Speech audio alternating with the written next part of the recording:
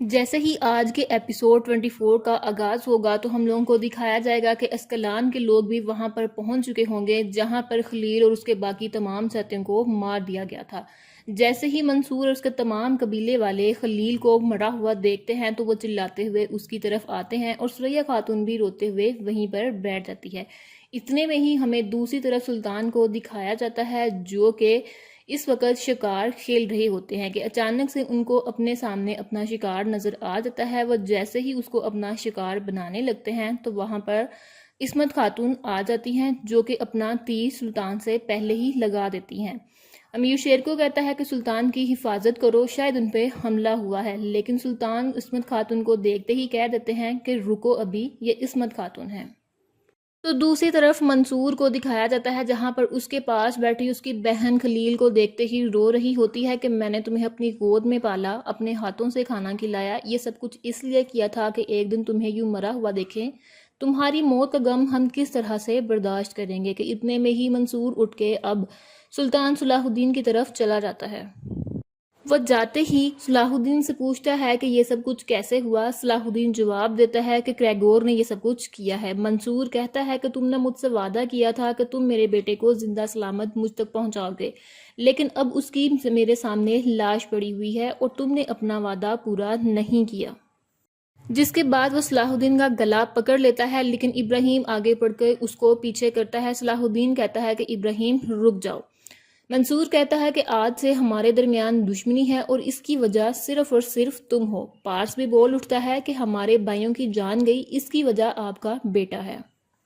تب منصور کا ایک ساتھی پارس کو کہتا ہے کہ مرے ہوئے شخص پر الزام لگا رہے ہو بزدل، جس کے بعد وہ اس کا گلا پکڑ لیتا ہے، لیکن ابراہیم آگے بڑھ کر اس کو روک لیتا ہے۔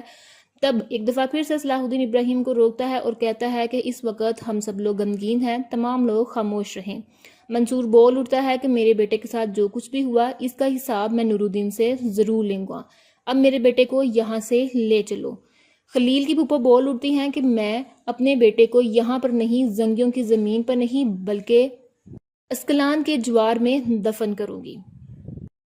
تب ثریا خاتون آگے بڑھ کر صلاح الدین کی طرف جاتی ہے اور کہتی ہے کہ میں نے اسے اپنے ہاتھوں سے بڑا کیا تھا، لیکن اب میرے ہاتھوں کے اوپر صرف اور صرف اس کا خون رہ گیا ہے۔ اس کا یہ خون میرے دل میں جلتی ہوئی آگ کی مانند ہے۔ اگر اس کے خون کا بدلہ نہ لیا گیا تو وہ صلاح الدین کے دل کے اوپر ہاتھ رکھ کر کہتی ہے کہ یہ اب جلتی ہوئی آگ آپ کے دل میں بھی تپش بن کر رہ۔ تو دوسری طرف عصمت خاتون اب سلطان کی طرف بڑھتی ہے۔ تب سلطان تمام لوگوں کو پیچھے ہٹنے کا حکم دے دیتے ہیں۔ وہ جیسے ہی آگے بڑھتی ہے تو بڑھتے ہی سوال کرتی ہے کہ آپ ابھی تک مجھے بھولے نہیں؟ سلطان جواب دیتے ہیں کہ میں نے تمہاری آنکھوں سے تمہیں پہچان لیا، کسی اور کی آنکھوں میں اپنے لیے آج تک اتنی نفرت نہیں دیکھی۔ عصمت خاتون کہتی ہیں کہ اگر آپ کو پتا ہے کہ میں آپ سے اتنی نفرت کرتی ہوں تو میرے بھائی کو آپ نے پھر کیوں بلایا ہے؟ سلطان کہتے ہیں کہ جواب تمہارے سامنے ہے، میں نے اس لیے بلایا کہ تاکہ ہم لوگوں کا ہدف ایک ہی ہو۔ عصمت خاتون جواب دیتی ہیں کہ آپ نے غلط سمجھا، اس کا مطلب یہ نہیں تھا کہ ہمارا ہدف ایک ہی ہو، اس کا مطلب یہ تھا کہ اگر آپ کا ہدف کچھ اور ہوگا تو راستے میں ہمارا سامنا ضرور ہوگا۔ سلطان جواب دیتے ہیں اگر میرا کوئی اور ہدف ہوتا تو میں تمہارے بھائی کو بلاتا ہی کیوں؟ عصمت خاتون جواب دیتی ہیں کہ پھر آپ اتنے سال کہاں تھے، متحد ہونے کا خیال آپ کو اب ہی کیوں آیا؟ سلطان جواب دیتے ہیں کہ دشمن ہمارے خلاف متحد ہو چکے ہیں، اگر ہم لوگوں نے ان کے خلاف کوئی قدم نہ اٹھایا تو وہ ہم سب لوگوں کو ختم کر دیں گے۔ یہ سنتے ہی عصمت خاتون کہتی ہیں کہ ہم نے سنا آپ کی زمین میں بہت زیادہ خون بہایا گیا ہے، آپ کی طاقت ان کا مقابلہ کرنے کے لیے کافی نہ رہی تو اب کیا آپ ہم سے مدد طلب کرنے آئیں گے؟ سلطان کہتے ہیں کہ دشمنی نے تمہاری آنکھوں کے اوپر پردہ ڈال رکھا ہے۔ عصمت خاتون جواب دیتی ہیں کہ اس آنکھ پر دشمنی کا پردہ میری آنکھوں سے اٹھانے کے لیے بہت دیر ہو چکی ہے۔ آپ نے سالوں پہلے ہماری زمین پر قبضہ کر کے اپنا یہ موقع آپ نے اپنے ہاتھ سے گنوا دیا۔ آپ نے ہماری زمین پر قبضہ کیا، اسی غم میں میرے بابا نے اپنی جان دے دی، اب موقع نہیں ہے کہ ہم متحد ہو سکیں۔ یہ کہہ کر عصمت خاتون تو وہاں سے چلی جاتی ہے، لیکن نصر الدین وہاں پر آ پہنچتا ہے، جو آتے ہی نور الدین کو اس بات کی خبر دیتا ہے کہ صلاح الدین نے جن قیدیوں کو بچایا تھا وہ قبیلے کے راستے میں گریگور ان پر حملہ کر چکا ہے اور خلیل مارا جا چکا ہے۔ اسکلان والے اس وقت غم و غصے کی حالت میں مبتلا ہیں۔ اب وہ ہمارے خلاف بغاوت کر سکتے ہیں۔ یہ سنتے ہی سلطان کہتے ہیں کہ ہم لوگوں کو فوری طور پر منصور کے پاس جانا چاہیے اور ان کا غصہ ٹھنڈا کرنے کی کوشش کرنی چاہیے۔ لیکن امیر شیر کو بول اٹھتا ہے وہ لوگ ہمیں اپنے بیٹے کی موت کا ذمہ دار ٹھہرائیں گے اور اگر ہم ان کے قبیلے گئے تو وہ غصے کی حالت میں ہم پر حملہ بھی کر سکتے ہیں۔ سلطان کہہ اٹھتا ہے کہ نہیں، اگر ذمہ داری ہماری تھی تو ازالہ بھی ہمیں ہی کرنا ہوگا، ہمیں وہاں پر جانا ہوگا، جس کی وجہ سے وہ تمام لوگ تو اسکلان کی جانب بڑھ جاتے ہیں۔ اتنے میں ہی ہم لوگوں کو کریگور دکھایا جاتا ہے جو کہ اسی جگہ پر موجود ہوتا ہے جہاں پر کیپریال کی موت ہوئی تھی۔ اس کا ایک ساتھی کہتا ہے کہ صلاح الدین کی ساتھیوں کی موت کے بعد یہ بات تو ثابت ہو چکی ہے کہ وہ ہم لوگوں کا مقابلہ نہیں کر سکتے، لیکن نور الدین زنگی ہم پر حملہ کرے گا۔ کریگور بول اٹھتا ہے کہ اس وقت اب کسی اور کی نہیں بلکہ نور الدین زنگی کی باری ہے۔ اس کو ایسی چوٹ پہنچاؤں گا کہ وہ میرے مطلب کی ہر چیز خود لے کر میرے پاس آئے گا۔ دوسری طرف بیڑا خاتون خواتین کے بازار میں پہنچ چکی ہوتی ہے جہاں وہ تمام لوگوں کو یہ بات بولتی ہے کہ اب تم لوگ بھی اس بازار میں کام کرو گے اور اس بازار کے اندر صرف اور صرف میرے احکامات کا چلتے رہیں گے۔ یہ سنتے ہی فاطمہ خاتون اور رابعہ خاتون بیڑا خاتون کی طرف جاتے ہوئے کہتی ہیں کہ بیڑا خاتون، یہاں پر عورتیں خواتین جو ہیں جتنی بھی، وہ یہاں پر بہت سالوں سے کام کر رہی ہیں، باہر سے خاتون لانے کا مطلب کیا ہے؟ بیڑا خاتون جواب دیتی ہیں کہ آپ نے جو بھی کام کیا ہے وہ مجھے نظر آ رہا ہے، آپ کے ان کاموں کی وجہ سے ہی اب یہاں کی ذمہ داری میں نے سنبھال لی ہے فاطمہ خاتون۔ رابعہ خاتون بول اٹھتی ہے کہ آپ یہاں پر جو کچھ بھی کر رہی ہیں اس کی وجہ سے معاملات خراب ہو جائیں گے۔ بیڑا خاتون غصے میں کہتی ہے بدتمیز، تم ہوتی کون ہو مجھ سے اس طریقے سے سوال کرنے والی؟ تم لوگوں کے مرد سلطان نور الدین زنگی کا اور تم لوگ ملکہ خاتون کا کندھا استعمال کرتے ہو اور اپنا کاروبار بڑھاتے ہو۔ اتنے میں ہی ملکہ خاتون آ جاتی ہیں جسے جھک کر تمام لوگ سلام کرتے ہیں۔ ملکہ خاتون کہتی ہیں کہ اپنی عورتوں کو یہاں سے لو اور نکل جاؤ، یہاں پر صرف اور صرف میرے احکامات چلتے ہیں۔ یہ سنتے ہی بیڑا خاتون کہتی ہے کہ یہاں پر آپ نے میری حد اور حدود تو دیکھ ہی لی ہوگی، میں خاندان کی فرد ہونے کی حیثیت سے یہاں پر آئی ہوں، جو چاہوں کر سکتی ہوں۔ ملکہ خاتون کہتی ہیں کہ تم کل کے غدار معافی ملنے پر اب خود کو بادشاہ سمجھ بیٹھے ہو۔ یہ سنتے ہی بیڑا خاتون کہتی ہیں آپ کو جو بھی مسئلہ ہے نور الدین زنگی صاحب کو بتا دیں، دیکھتے ہیں کہ وہ ہمارے مقابلے میں آپ کی بات مانتے ہیں یا پھر نہیں۔ پھر وہ اپنی عورتوں کو حکم دیتی ہے کہ یہاں پر کام کرنا شروع کر دو۔ کہ اتنے میں ہی دوسری طرف سلطان نور الدین کا سامنا کریگور سے ہو جاتا ہے۔ جیسے ہی وہ گھوڑوں سے اتر کر اس کے پاس آتے ہیں تو کریگور کہتا ہے مرنے والوں کے پیچھے جو چیز بچ جاتی ہے وہ صرف اور صرف ان کا خون ہوتا ہے۔ سلطان نور الدین کہتے ہیں تو پھر تو تمہارے خون کا ایک قطرہ بھی نہیں بچے گا۔ کریگور بول اٹھتا ہے کہ پھر میرے پاس جتنے بھی مسلمان ہیں وہ ان کا خون بہانے کے ذمہ دار صرف اور صرف تم اور حاجیوں کے راستے کی ذمہ داری میں جو لوگ شامل تھے وہ بھی مارے جائیں گے۔ جس کے بعد سلطان نور الدین ان کے اوپر حملہ کر دیتا ہے کہ کچھ لوگ مارے جاتے ہیں، لیکن کریگور اپنے ساتھیوں کو کہہ دیتا ہے کہ رک جاؤ۔ جیسے ہی وہ تمام لوگ رک جاتے ہیں تو سلطان کے سامنے اب کریگور یہ بات کہتا ہے۔ کریگور کہتا ہے کہ تمہارے بیٹے کو اسکلان میں گھسنے کی قیمت چکانی پڑی اور تم بھی اس کی قیمت ضرور چکاؤ گے۔ یہ قیمت تب تک جاری رہے گی جب تک استاد اعظم کو تم میرے حوالے نہیں کر دیتے۔ لیکن نور الدین آگے بڑھ کر اس کے اوپر حملہ ہی کرنے لگتا ہے کہ نصر الدین آگے بڑھ کے اس کے ہاتھ کے ذریعے اس کو روک لیتا ہے اور کہتا ہے کہ مرنے والے لوگ مر چکے ہیں، اب جو زندہ ہیں ان کے بارے میں سوچئے۔ سلطان نور الدین اپنا ہاتھ جلدی سے اس کو چھڑوا لیتا ہے اور کریگور کو کہتا ہے کہ تمہارے پاس جتنے بھی قیدی موجود ہیں یاد رکھو وہ شہادت کے لیے تیار ہیں۔ اصل میں اگر تمہیں اپنی اس گندی جان کی کوئی فکر نہیں ہے تو تم مار ڈالو ان کو، وہ سب لوگ مرنے کے لیے تیار ہیں۔ یہ بات سنتے ہی اب کریگور کہتا ہے کہ تمہارے پاس بھی اتنے لوگ میرے موجود ہیں، وہ سب لوگ بھی مرنے کے لیے تیار ہیں، میں ان سب لوگوں کو مار ڈالوں گا جیسے میں نے اسکلان کے لوگوں کو مارا ہے۔ سلطان نور الدین کہتا ہے کہ جب میں اپنی فوج کے ساتھ اسکلان آؤں گا تو میں اپنے ہاتھوں سے تمہارا گلا گھونٹوں گا۔ کریگور کہتا ہے کہ تمہاری فوج کی تیاری کیا ہے، میں اس سے بہت اچھی طریقے سے واقف ہوں۔ اب جب تم اسکلان آؤ گے تو تم اندازہ بھی نہیں لگا پاؤ گے کہ تمہارے ساتھ ہوا کیا ہے۔ انطاکیہ کی شاہی فوجیں، طرابلس کی صلیبی فوجیں، نائٹ ٹیمپلرز اور جتنے بھی ہماری شاہی فوجیں ہیں، تم لوگوں کے اسکلان آتے ہی ہر کوئی حرکت میں آنے کے لیے طاقت رکھتا ہے۔ آخر تمہاری طاقت ہے ہی کیا؟ میں تمہارے بیٹے کی طرح باغا نہیں ہوں، دیکھو میں تو تمہارے سامنے کھڑا ہوں، اب استاد اعظم دے دو ورنہ یہ خون یوں ہی بہتا رہے گا۔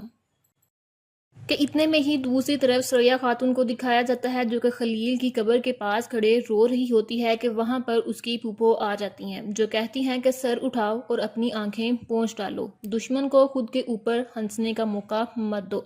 ثریا خاتون یہ کہتی ہیں کہ دوست اور دشمن کو بھول جائیں، مجھے میرے بھائی کا دکھ منانے دے۔ یہ سنتے ہی ثریا خاتون کی پھوپھو غصے کے ساتھ بولتی ہیں کہ ہم دکھ منایا نہیں کرتے، بلکہ اپنی تلوار اٹھا تمہارے بابا نے تمہارے بھائی کو مارنے والوں اور مارے جانے کا سبب بننے والے زنگیوں کے خلاف تلوار اٹھانے کا فیصلہ کیا ہے۔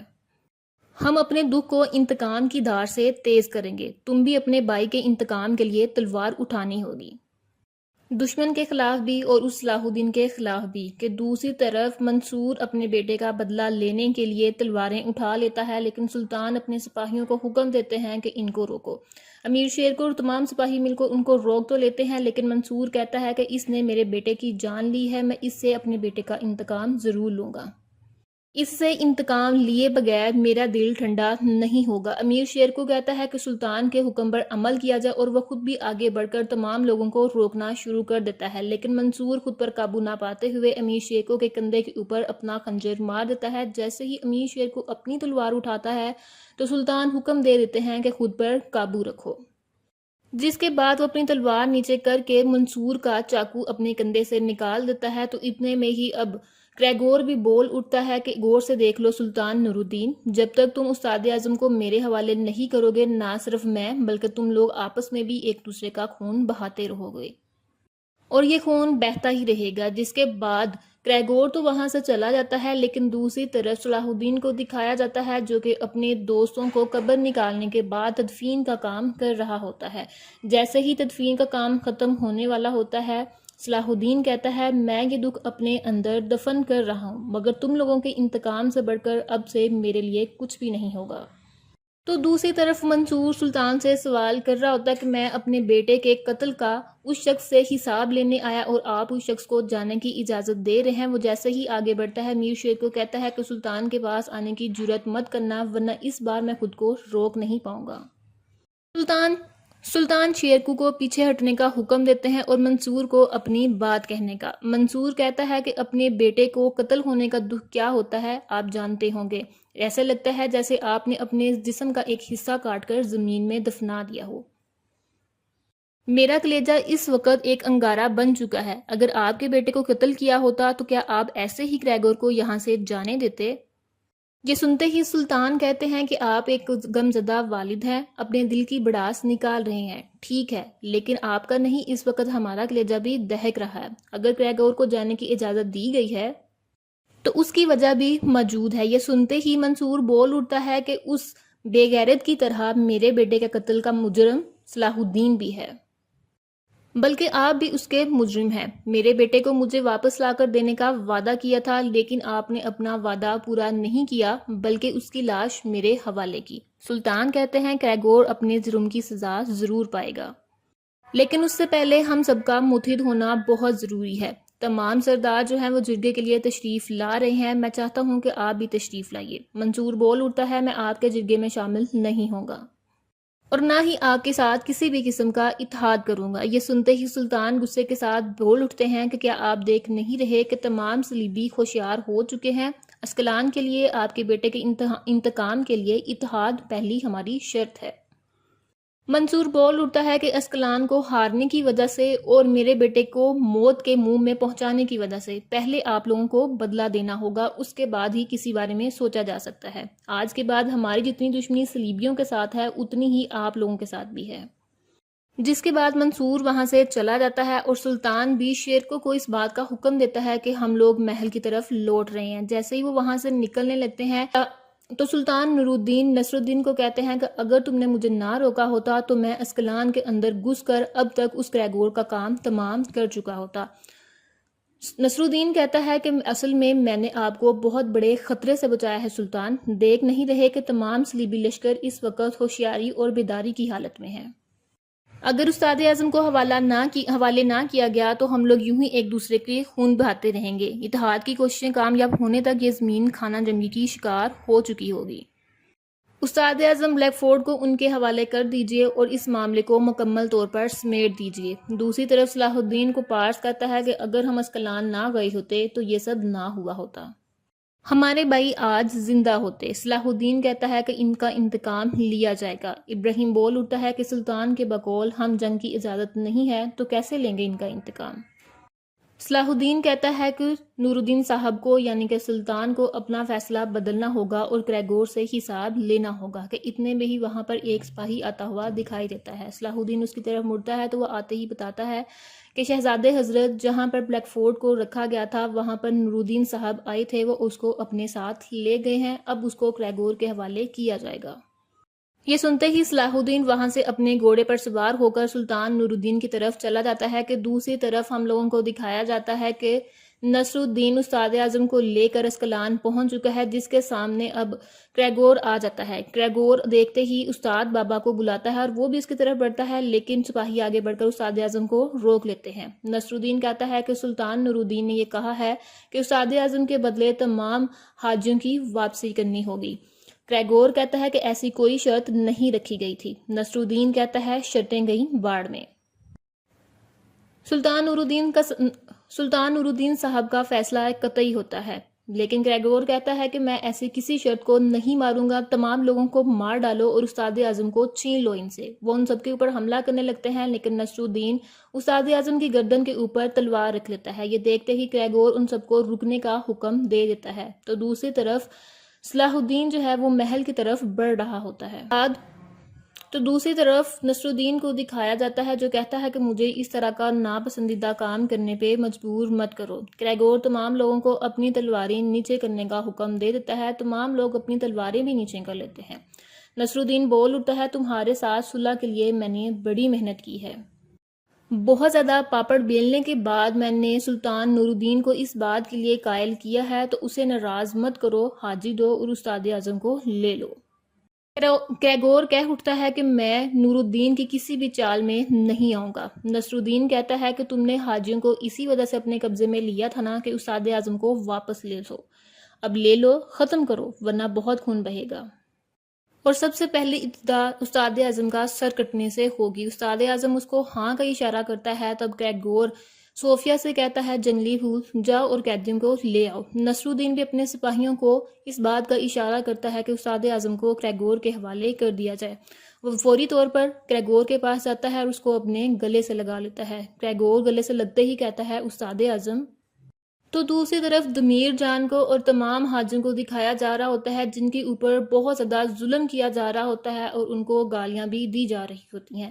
تبھی اچانک وہاں پر صوفیہ آ جاتی ہے اور وہ اس شخص کو روکتی ہے جو گالیاں دے رہا ہوتا ہے اور وہ کہتی ہے اب یہ غلام نہیں ہے، کریگور کا حکم ہے کہ ان کو اب زنگیوں کے حوالے کیا جائے گا۔ وہ سپاہی بولتا ہے کہ میں کریگور کے آنے تک کسی کو بھی ان کے یہاں سے نہیں جانے دوں گا، یہ میرے غلام ہیں۔